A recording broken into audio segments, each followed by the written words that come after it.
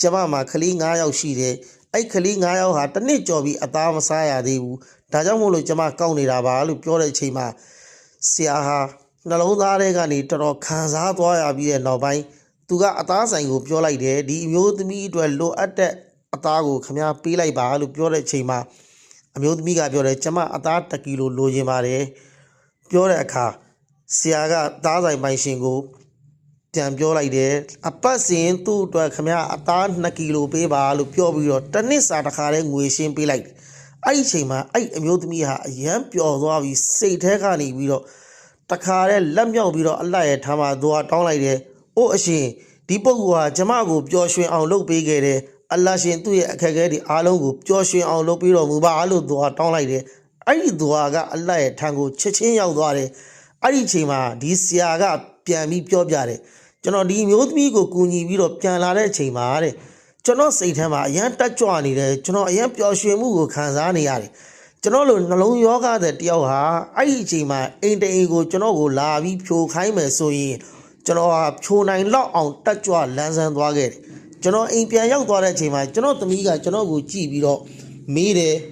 အဖေဒီနေ့တော်တော်ကိုပြောနေပါလားဘာကြောင့်လဲလို့မေးတဲ့အချိန်မှာကျွန်တော်ကဒီအကြောင်းအရာတွေအားလုံးကိုပြောပြလိုက်တဲ့အချိန်ရောက်တော့ကျွန်တော်သမီးကလည်းပဲအလှရဲ့ထံမှာလက်မြောက်ပြီးတော့သွားတောင်းခဲ့တယ်။အိုးအရှင်ကျမရဲ့ဖခင်ဟာအခက်အခဲရှိနေတဲ့သူတယောက်ကိုပျော်ရွှင်အောင်ကူညီပေးခဲ့တဲ့အတွက်ကြောင့်အရှင်မြတ်ကလည်းကျမရဲ့ဖခင်ကို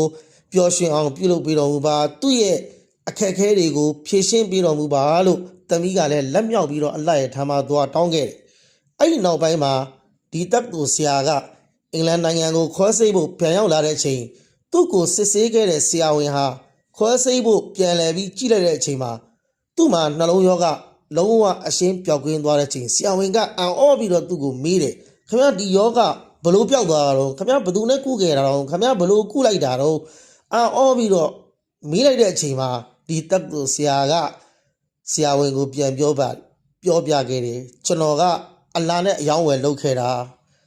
ကျွန်တော်ကိုအလောရှိမြတ်ကဖြည့်ရှင်းပေးလိုက်တာလို့